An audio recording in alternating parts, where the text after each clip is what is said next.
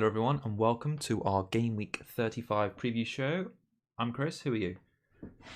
Kieran, how's it going? Yeah, I'm doing very good, thank you. So there's only 4 weeks to go, like I say, I can't believe it. We're going to talk captaincy tonight, key players, our usual sort of stream content. But we'll start, first of all, taking a look back at Gameweek 34, which finished last night with a couple of games. Do you want to talk through your game week, because you've had quite a lot of frustrations people might have seen on Twitter? Maybe talk it through from where we were Monday with what your plans were and then how they came to be when the deadline sort of passed.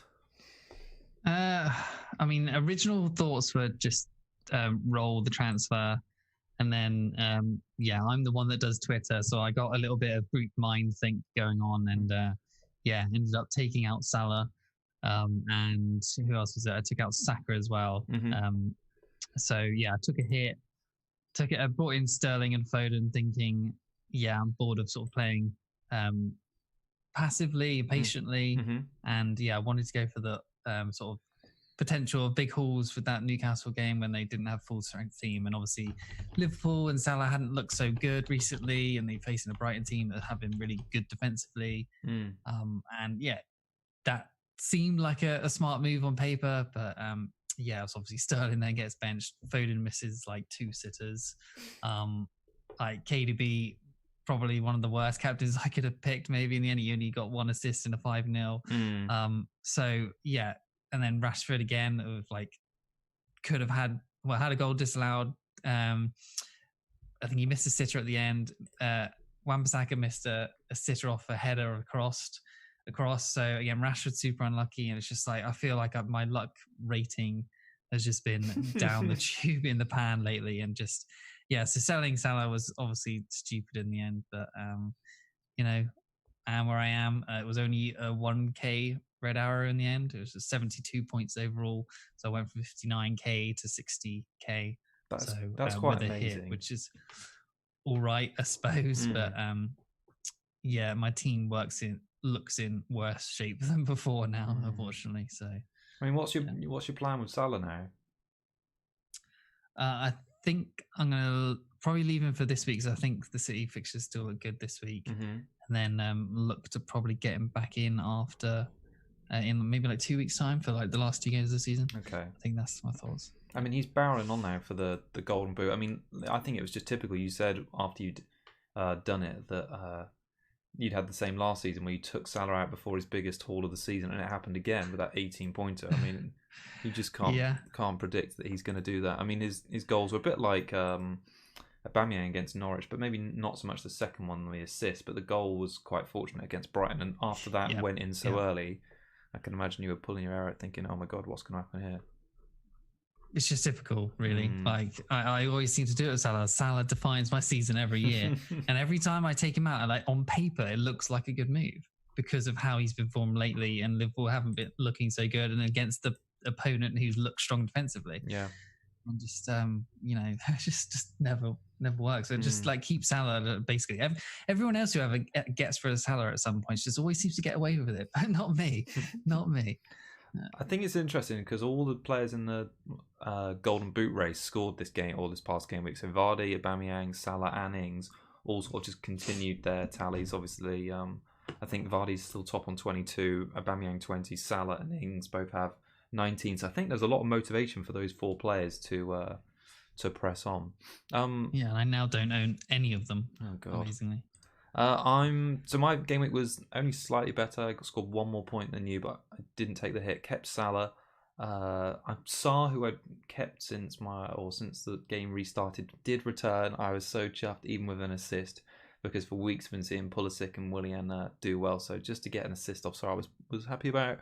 Pope, obligatory bonus point off a clean sheet. Happy about that. Had the midfield free of Salah, Fernandes, and De Bruyne. Obviously captained Kevin, and it was my front line which let me down again this week. So 5 points from 3 players with Calvert-Lewin, Jimenez, and Rashford, and got Basham first bench of that juicy 8 points again, outscoring all of those. Isn't it? Yeah, those 3. Yeah, Calvert-Lewin's been such a disappointment for me. Just all the time pre-lockdown, he'd been doing so well and scoring week after week, and I've been looking at him. We'd be doing the show and saying, "Oh, his numbers are really good." And I was thinking, right, we're going to get back up. He's got some good fixtures, and let's just get him on board and see what the hype is all about. But he's been so underwhelming, and he looked like he had such a poor performance against Southampton. And like that was like it for me. So I think I actually take him out before that performance. But I mean, it was just like nail in the coffin. It's like I'm pleased I'm rid of him now, which is a shame because he had good form before lockdown, like I say. I want to get rid of him, but I'm just not keen for the hit at the moment. The no-brainer transfer is what you've done. Should we put up our teams now quickly? Yeah, okay. Or should we go on to other stuff first? Maybe we'll do the manager of the week and the Cubs, but yeah, okay. There's quite a lot of bits there. So anyway, just to finish, I had a really little movement. I went 2k red arrow from like 440 something to 446. You've got a red arrow. Yeah, I know. Where you are. Well, that's what I thought. I know. I just think there's been so many high scores this week. I couldn't believe it. How does that make sense? Yeah. Crazy. So I looked. So my target's still 250. It's now 40 points away, which is 10 more than last week. So I think it's looking difficult. I've got to score at least, I'd say, 10 to 15 points over the average for the last 4 game weeks. So it's a tough one. All right, let's move on and just pick up on the manager of the week. There was a hefty score, wasn't there, in the mini league? Yeah, so FC Pound, which is Pemfo Kachica. I'm sorry if that's pronounced wrong. I'm sure he's probably not watching, but yeah, anyway. 127 points. Wow. His bench boost played this week in a game week rank of 217. So yeah, the overall is now 13k up from 57k. So he's done what I basically want to be doing at the moment is having that sort of massive jump and where I want to be heading, but it's just going the absolute opposite for me. But yeah, so yeah, only 3 blanks in his whole team on a bench boost. That's quality, isn't it? Which is very good. Obviously, yeah, Henderson, Robertson, Taylor in there with his sort of 1 per year assist and a clean sheet. Pulisic with 9. Salah obviously still had him with 18. Had Bruno 28 as captain. KDB was his only City player, which is I don't know, that's a bit of a surprise in most teams, but he obviously did well. Martial with the 6, Greenwood 7, Pope on the bench as well, Baldock on the bench, and then even Jay Rodriguez and his nice goal with 9 points too. So yeah, absolutely smashed it. Yeah, really nicely done. Yeah, well done. Yeah, just a quick update on Nathan, who's top of our league there. So last week, I think before the game week, he was 88th in the world. I think he's dropped to just outside it, and I think he's 108th. So he had a pretty decent game week like us, really. 72 or 70s, 72 I think he got. So just a slight red arrow for him. So hopefully he can burst back into the top 100 this game week. Onto Cubs, which is where Kieran and I pick a slight differential, less than 15%, and compete across the season and months. I had Kane, didn't I? And you've chosen a great picture there, Kieran, because VAR came out today and said they made a wrong decision on a penalty in every game last night. So that was the Bournemouth Spurs game, Man United, Aston Villa, and Everton against Southampton. 3 bad calls, and I mean, look at Kane there. It's just a great. Look at his face. It's a textbook fall because he's thinking to himself, "That's an easy 6 points there, and all my captainers are going to be happy." But no, wasn't given. He's thinking that's the only way you can score. Oh, I know. Yeah. But yeah, it should have happened. Should have been a Harry Kane 6-pointer last night. And look at Giroud, even he feels bad about it because he got that goal, didn't he, when Cahill did his hamstring. So, true. Yes. Yeah. Cruel, good point. Cruel twist of fate. Yeah. So I ended up with 6 points. Obviously. Kane blanking in the end. Yeah. So yeah. Probably should have been the other way around. Really. Yeah. Maybe Chelsea shouldn't have carried on with that with the hamstring going, but yeah. So yeah, total wise, I'm now on 125. Or you've got 126 there for some reason. I think anyway, might be 126, and you're on 119, I believe. Yeah. And then so for July, I'm on 13, and you're on 8. So yeah, close still. So still, I think it's 4 weeks left. Loads of time, or short amount of time, I suppose, but plenty of time for us to get some points. Yeah. Matt's made a good point in the chat talking about penalties before we move on. He said, how did Kane not have a pen? And Fernandes did. I mean, that Fernandes penalty yesterday, I mean, I'm sure captainers were rubbing their hands together. I own him, and I was just happy to see any sort of points coming. But, I mean, watching it back, if you're a defender in that situation, you'd be just so gutted. He just basically turns his back on the player, falls over.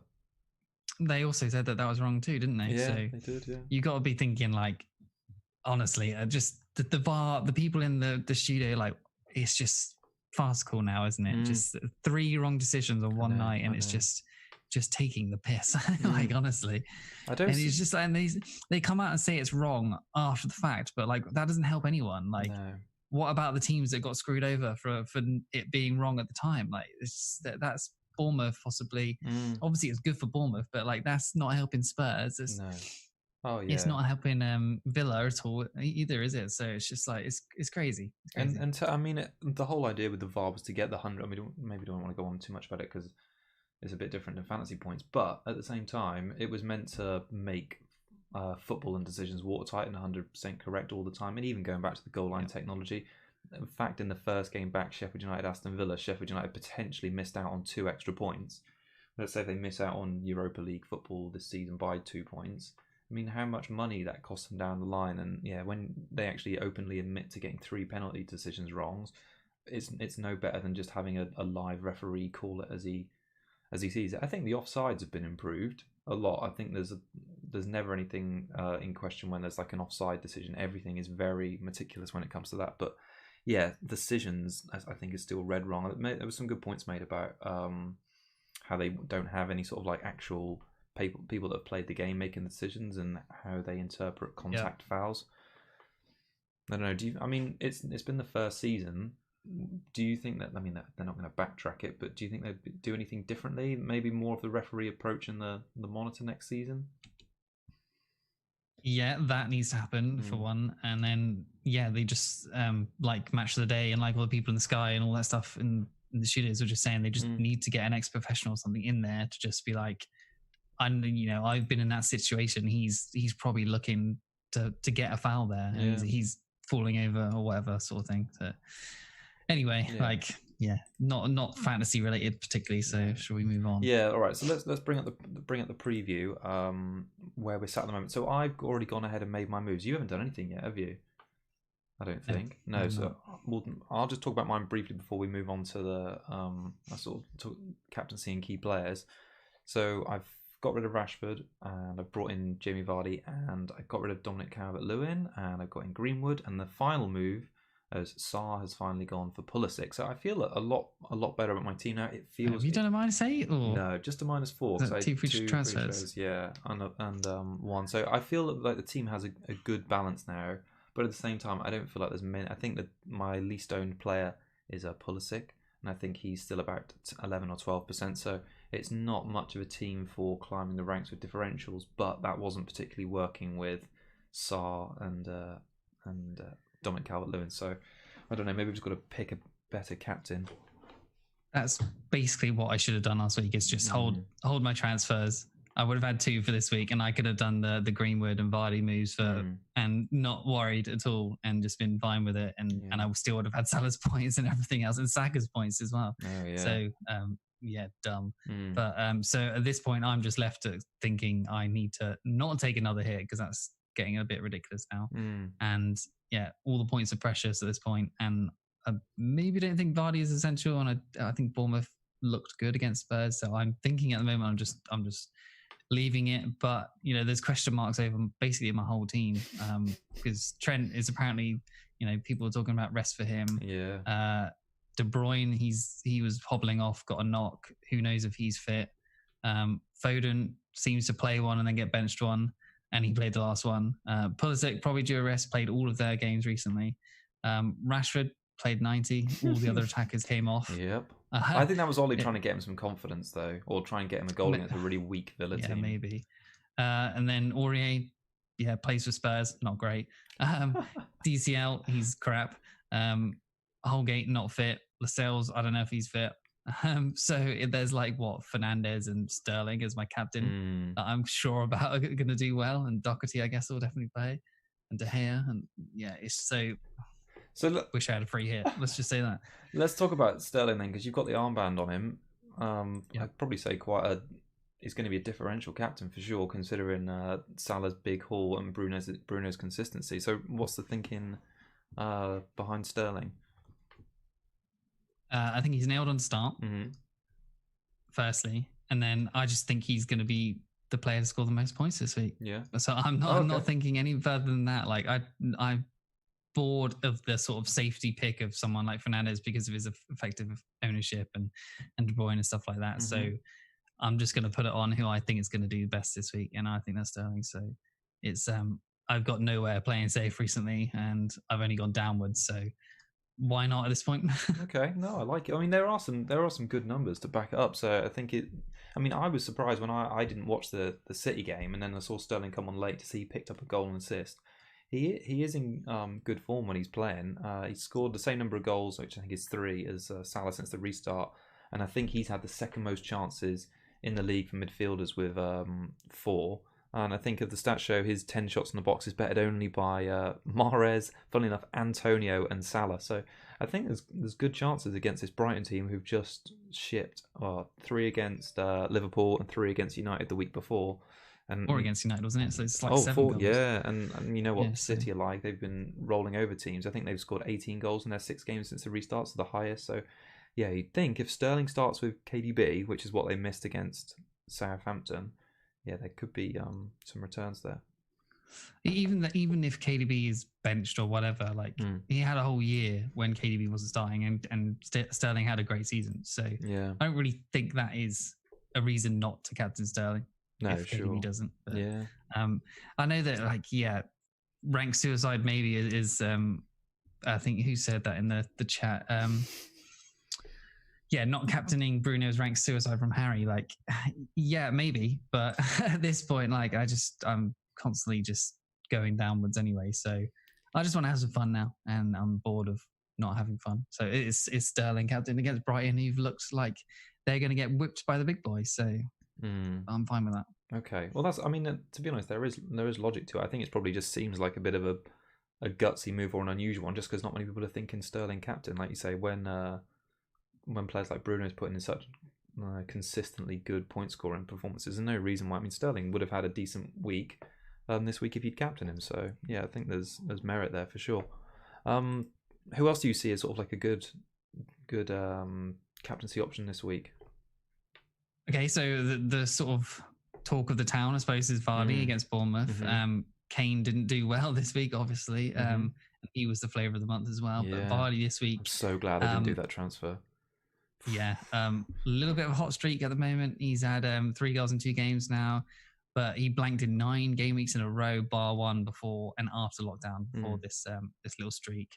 But he's also been on a run from week 9 to 18 consecutively returning week after week. So yeah, as I said, streaky as hell. This might be the start of a streak. Who knows? I mean, I guess it probably is, but we'll see. So the reverse fixture, he had a 16-pointer. At home to Bournemouth, 2 goals, 1 assist. Pretty big, obviously. Yeah. So his stats at the moment: an XG of 2.14, an XA of 1.07, 13 shots, 4 big chances, 9 key passes, 1 big chance created, 3 goals, 0 assists, and 28 points. So has looked good. I don't think Leicester have looked that great. They only really started doing well once Nketiah went off or got sent off the other day. And they haven't really been performing for this. Vardy's been completely out of form. Maddison is supposed to still be out. Bournemouth, like that game against Spurs, like they didn't concede any shots on target at all in that game. Spurs maybe making them look good, but I think Bournemouth are going to take a lot of confidence from that game.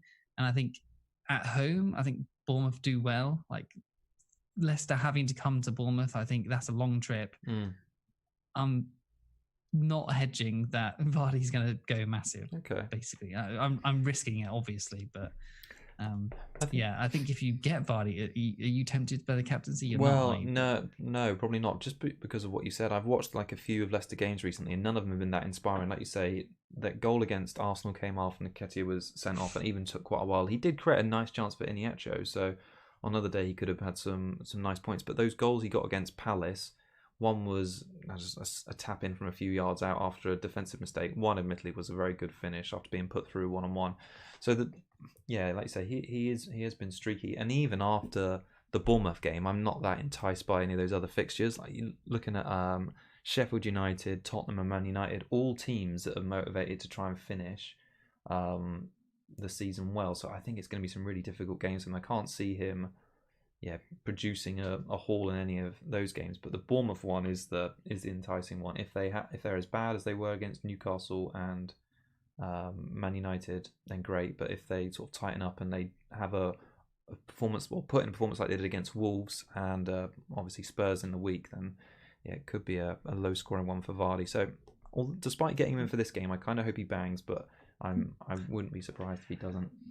Well, Sakip in the chat's saying you're at 446k. Yeah, you might as well captain him, no? No, because I don't want to finish 750k. Sure. Because I kind of feel like Fernandez is probably the best captaincy option this week. I appreciate the rank thing, but at the same time, I don't want to risk finishing really low because one of the popular captain picks does what you'd expect them to do. It sounds like such a play in it safe way, but I don't know. That's how I've always played FPL. Some season or most seasons, it's worked for me. This season, it's really not. Oh, there you go. Yeah, there's the answer on that. I don't. So yeah, that's my thinking behind Vardy. So even though I've got him in this week, if he doesn't inspire me, I'm already looking at Ings to finish off the season. Ings, and go from there. And I'm sure many people are thinking the same thing. Yeah, I'm very much happy to keep these two free transfers so I can get Ings in straight away, plus some other moves. I'm looking at Armstrong as well as a double up because I think he's constantly assisting Ings. And I think if Foden doesn't play this week, I'll wait 1 week on Armstrong. But I think Foden to Armstrong seems really good because that double up is going to pay dividends, I'm pretty sure, because they've got great fixtures. So yeah, I like him. Massive differential as well. Yeah, no, I like it. Any other? I think, and like you say, Sterling we've already sort of covered. Salah we've not really spoken about. I mean, he's probably the obvious pick after that 18-point haul, and he's trying to get ahead in the Golden Boot race. So since the restart, I think it's only 4 players in Foden, Fernandes, Martial, and William have scored more goals than him, and he leads the way for shots in the box of 15 and big chances 5.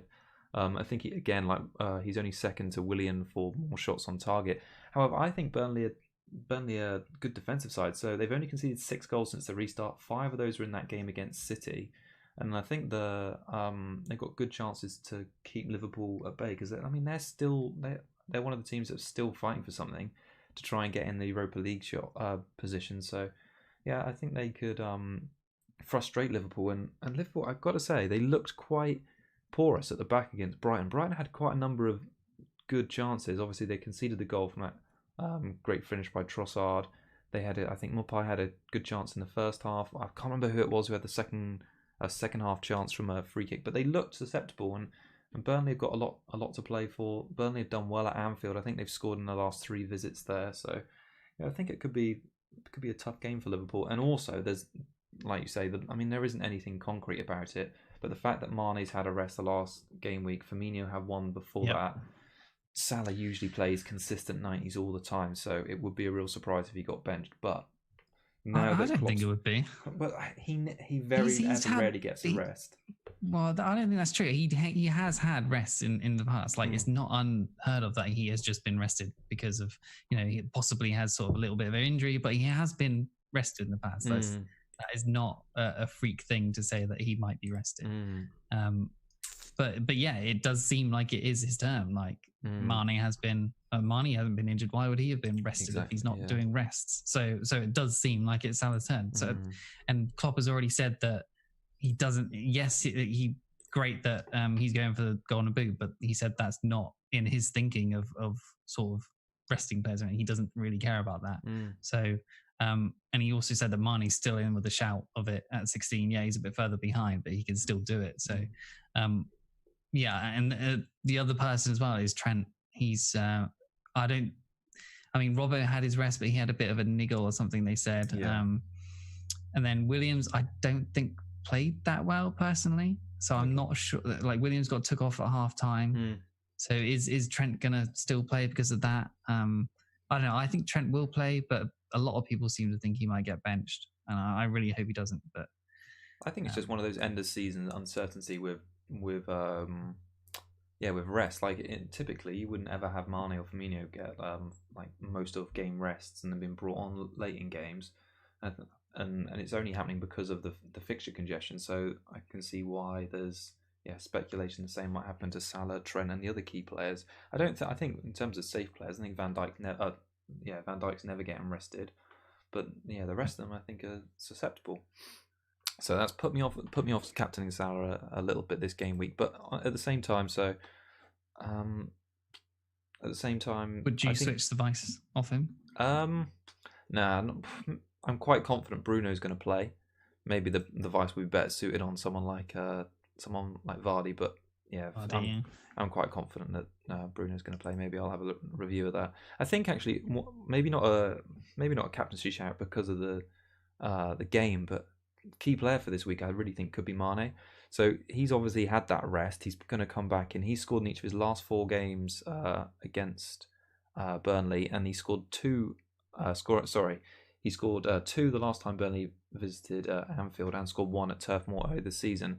And I think since game week 27, so a few game weeks ago now, only Martial's returned more points than he has in home matches amongst midfielders. So I think he's got the pedigree to do well this game week. Also, I think it's Antonio and Martial in the same period who are the only players to have had ranked up more than his 4 big chances, and he's had an expected goals ratio of 2.2. So I think the underlying numbers are good for Mane. If he comes back into the team against Burnley, a team at his, I quite like it when players do well against particular teams. I think that sort of motivates me, motivates them. It would motivate me knowing you think you've beaten up this team on quite a few occasions before. So yeah, I think if you were on a free hit this weekend, or you fancy, or you're feeling a bit punty, I think Mane at 12.3 million, 22% ownership, he could be a good shout against this Burnley team.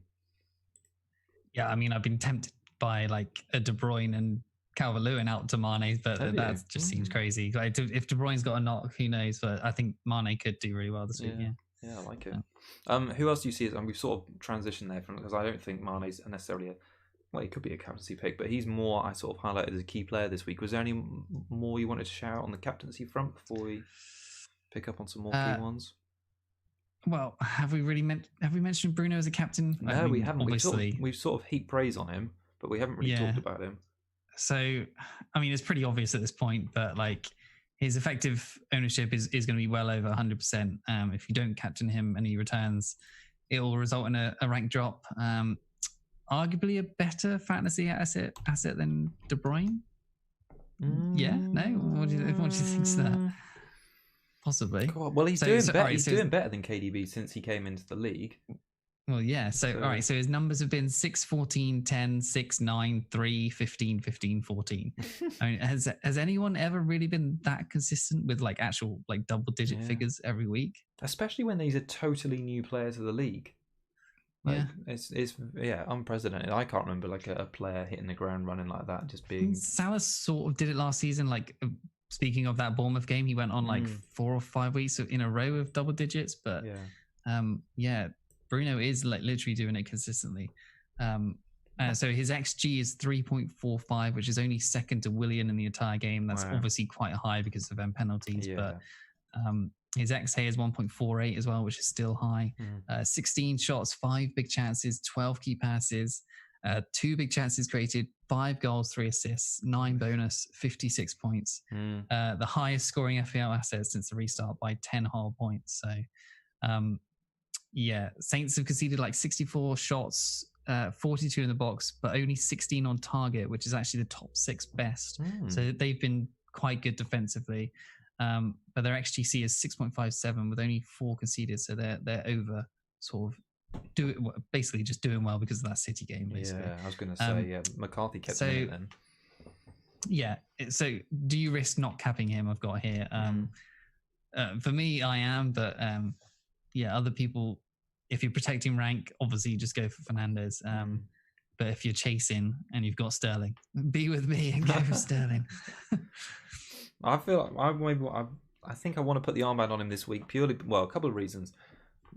One, obviously he's in such a good form. 2, I want to watch United. I feel like I've not watched United enough and seen how good he is, and in a full night. I've seen highlights and extended highlights, but it's not the same as seeing how involved he is, and a number of chances it looked like he had in the Villa game to sort of increase his score. He's made some great late runs into the box. Obviously that goal against Brighton, where he scored the volley from the Greenwood pass, and then he also had that headed chance. I think it was from maybe a Luke Shaw cross, against Villa last night. So I mean, he's getting in the box at the right time. He's finishing chances. He's making chances. He just seems quite all action. And the fact that United's defence has improved is even more reason to get on him because, like you say, if you captain him, it's an easy extra 2 points in the bag on top of potentially some bonus. So yeah, I think it's why he's looking so good recently, and I'm excited to give him the armband finally.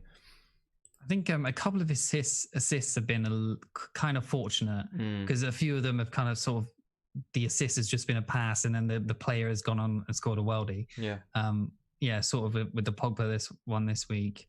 I think there was two last. I don't know if he assisted Martial for his one. I think he did. In which game was that? The one before Brighton, I think.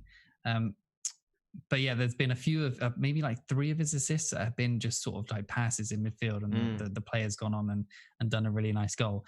So he's been fortunate in that case, but he is Man United are just getting penalties all the time. VAR, having their go to give penalties every game for United. But so possibly it's Rashford's turn this week. So you might be screwed over in a sort of penalty shout points there. But Rashford would probably miss it. Yeah, probably. But no, he's super consistent, and it is hard to give him the name. Yeah, I'm excited about. Well, I think his price next season is going to be crazy high. And the fact that he's already shot up, I think he's over. Has he shot up exactly over $1 million? I think since he's arrived in whatever that is, like 10 game weeks. So I think next season at 10.5 million price tag wouldn't put it past him. And so many United assets are going to look great from the start of next season, considering it's in just 2 months' time. Like none of these players are going to be any differently thought of because of how well United are playing now. So I think it's going to be. I mean, I'm already thinking ahead to next season, but there's going to be a lot of triple ups on United. But no, I like Bruno a lot for this game week. A lot. I think there's obviously I've made the move to Greenwood. I'm not sure he's a captaincy candidate yet, but he's looking really good. So 24% ownership now. His price is, it's so funny to talk about prices, but his price has gone up to 4.7 million. It's crazy how players can make a mockery of that. Like in previous seasons, Kane's done it, Vardy's done it, Mahrez has done it, but yeah, he's been mad. So the last 4 goals and 1 assist in the last 4 game weeks. No forward has scored more points than he has, and he's averaging 8.5 points per game. I think it's only Kane and Calvert-Lewin, which is amazing considering how out of form they both are, have attempted more shots, and his total of 6 shots in the box is only bettered by Aubameyang, who's had 8. So yeah, I think he's just looking really hot right now, and I love his finishing. Like the goal he scored last night against Villa, he just picks it up, touches to set himself with his left foot, and then finish with his right foot like a thunderbolt. Back of the net, he's got to be confident. Ollie gave him such a big boost, didn't he? After the game, saying he's basically undroppable. I've got to play him. He had his taken off early, so I think Greenwood's sort of cemented that right hand side roll down. It makes me think that United don't want Sancho anymore, or don't have a need for him. I think they've found a player in their ranks who can step up, and at this point, he's looking like the best player on their front line. Yeah, to be honest, I mean, I'd still take Sancho, obviously, but if they can spend Sancho money elsewhere, then great. Fine, I suppose. I mean, just for why I don't have him, I think Rashford will do well against Saints. And I don't want to take that hit. I think Greenwood, I still think Rashford is the better asset overall, just because penalties is there. What about the money? Obviously, Greenwood is the better asset if you need the cash, obviously. Okay. But then Rashford, I think, is the better asset in general. Let's say if they're both the same price, who would you pick? Well, probably still Rashford because he's got penalties. Oh, okay. All right. That'd be interesting. He's got some penalties. Let's say I'll open that up to the chat and people put their answers in. If they were both the same next season, who would you buy? But yeah, carry on. So Rashford has been incredibly unlucky. Like he has had those 2 assists in the first game, but should have had a brace in it as well. Took the penalty, but then should have had a goal in that game too. The last game before should have had a brace. This game, goal disallowed. Missed a sitter and missed a sitter for an assist. So Rashford is absolutely due. Like sometimes he looks like he's not interested, but the rest of the time when he's making those good moves, he looks like he could haul at any moment. Like his unlucky factor has been through the roof, and considering my team's points has been unlucky factor. So if he had scored all of these, nobody would be thinking about selling Rashford. Obviously, if you need the cash, makes sense. But yeah, it's just if he could have been where Fernandes is with all these points. If any of those had gone in, like he has had the chances, and he's been very unlucky.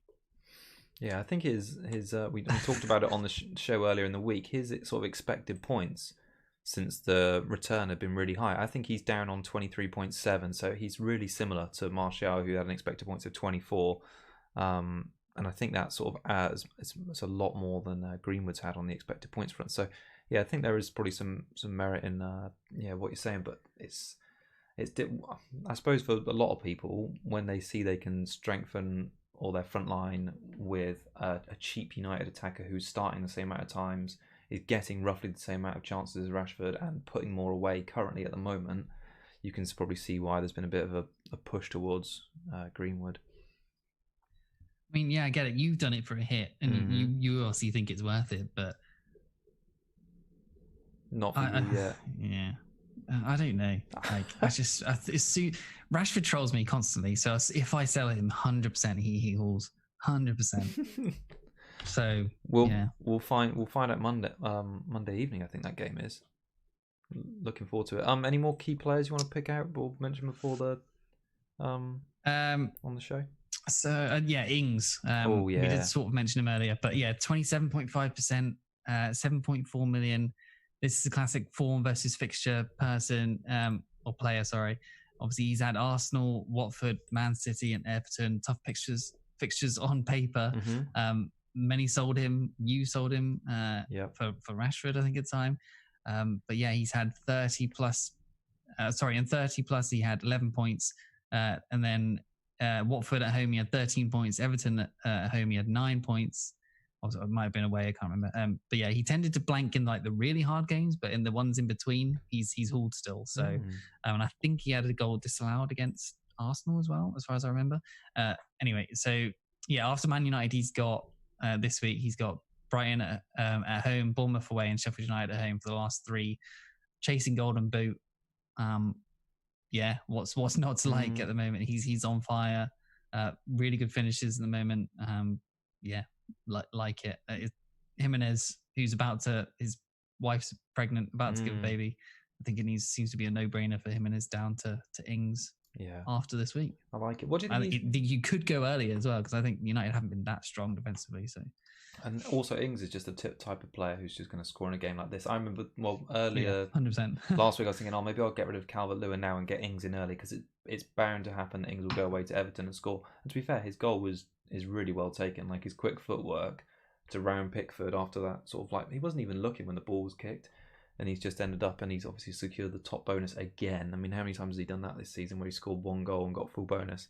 But yeah, he flicking ahead to next season, it's going to be interesting to see how his price gets increased. He's sort of turned into the Wilson of last season, this season, where he's been such a good mid-price forward and he's just got better and better. And now he's ending about, I think he's about $1 million more than, again, maybe 1.5 million more than he started at.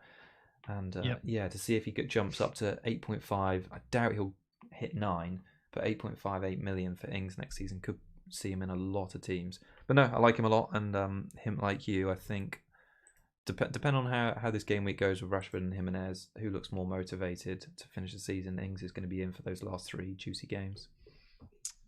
Yeah, I think that is going to be the template no-brainer pick from next week, 100%. Yeah. I would quite like to get on him early, but like I said, I don't really want to sell Jimenez this week. So it feels like this is the sort of fixture that Jimenez is going to score in, because Everton have looked pretty poor at the back. Yeah. And I think Jimenez has never blanked 4 games in a row before now. So, and I think he's scored every time he's faced Everton so far as well. So yeah. Wolves just can't be that bad attacking wise again, I feel. No, definitely not. So yeah, just I'm happy to sort of go with it on Jimenez for at least 1 more week. DCL, I would love to get rid of. Iheanacho might even be... What? a punt. Yeah, because he's played the recent ones. I'm not saying I'm doing it, but if you really want to punt and you can fit him into your starting 11, Iheanacho for Calvert-Lewin. God, Kieran. That sounds like the sort of transfer. Tell me why not, honestly. Because it sounds like the sort of transfer you bring him in, he blanks against Bournemouth, and you think, oh, Jesus, I've got him for the other really naff games after that, Sheffield United, Tottenham, Man United. Yeah, but you bring him in, as soon as what? that Bournemouth game ends and you've got Iheanacho in your team and he's sat there on 2 points looking at you and think those 3 fixtures, you think, God, there's a transfer out I need to make right now. How much is he? I don't even care to look. 5'7", 5'7". Oh, God. Okay. He's too expensive, isn't he? Yeah, he is. How many goals has he scored this season? 5, I don't know. Haven't got any stats down for him. He's got 2 goals in his last 3 games, but yeah, 5 goals for the season. He's not complete. He's completed 90 minutes once in roughly about the last 10 starts, just from looking at numbers quickly. But Kieran, fill your boots, mate, on Iheanacho. Fill them right up. Okay, I'm going to talk about someone from a team you just mentioned, Matt Doherty, because despite narrowly missing out on that clean sheet against Sheffield United, which was gutting, wasn't it? Because it nearly looked like he was on for some bonus as well. I was excited, but yeah, he's averaged 5.6 points per game since the restart. I think he's one of those players where as soon as he doesn't keep a clean sheet, he looks too expensive. But yeah, before the Sheffield United game, he'd been doing pretty decently. So the right wing back, he's joint 5th among defenders for attempted assists since the restart, and I think it's just behind Chilwell, Van Aanholt, Azpilicueta, and Dean. So he's keeping some fine company there. Wolves' defence had been good before that Arsenal game, so they conceded just 3 goals, and that's the best defensive record in the league. Obviously, they've conceded 3 in 2 games now, so it'll be interesting to see if they can get back on the road. But they got a good chance to, because Everton are really poor in front of goal, as we both experienced with Calvert-Lewin. So they've scored just 4 goals since the restart, and only Bournemouth with 3 and Villa 2 and Norwich 1 have managed fewer. So basically, they're just outside. I think those are the current 3 bottom teams for goals scored. So yeah, I think it's a really good chance for Wolves to get back to winning ways and clean sheet as well. They only scored this week as well from an absolutely blinder of a pass from Dina. Oh, it was good, wasn't it? And Richarlison with a good finish. Like if he hadn't done that, then they again wouldn't have scored, and they looked super toothless. Yeah. But this again, everyone's selling Calvert-Lewin, so he'll probably get a brace this week. So that's your reason for keeping him? Well, no, I'm not even playing him. But it's just I'm just saying that like that just seems to happen in FPL, doesn't it? Everybody gets off someone, and then he just goes and pulls. Yeah, great. I mean, taking a look at the transfers in and out earlier today, and making a little note of what it looks like what's happening in the market. It's all for Greenwood and Vardy. So collectively, they've had nearly 475,000 transfers in. Jimenez, Rashford, Calvert-Lewin. Basically, my front line prior to this game week are the 4 guys. So Jimenez 165k out, Rashford 129, and Calvert-Lewin 92. So yeah, my front line just getting ripped to shreds. Before. You never know. I might still do it, but I don't want to take a hit for it. Really. No, I can totally. And it would mean I'd have to bench Foden, which is like totally, which I took a hit for last week. Yeah, because that sort of defeats last week's thinking, doesn't it?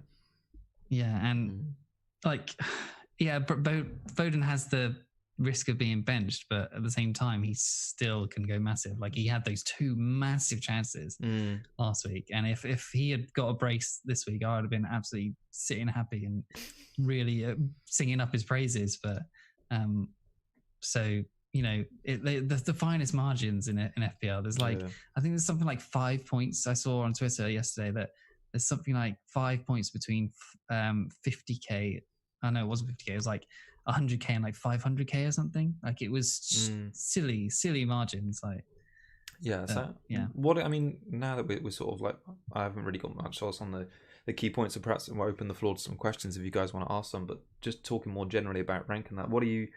I mean, people have hopefully been watching us since the start of the season. They've seen the ups and mainly downs from me. But what are you targeting now? You say you've had like a couple of bad weeks, but you're still 60k. I mean, what do you think? You still want to? Have you found out how far behind? I don't know, top 25 you are, or top 30, or? I think top 10k I was about 50 points off. Okay. So, yeah, with no hits and no chips left, I think that's unreasonable. So. Top 30k, I think I'd be happy with if I can get there. Yeah. Or if I can get back to top 25. If a Sterling captaincy bangs this week, then I think that's possible. Yeah. Possible. So are you thinking now you're going to take more risks with captaincy until the end of the season to try and do it? You don't mind if it went backwards, or you want to try and hit some differential captaincies until the end of the season? We'll see what happens this week, I guess. Okay. And then maybe stick it on Ings next week. Yeah. Stick it on Ings next week. Yeah, I like it. Yeah.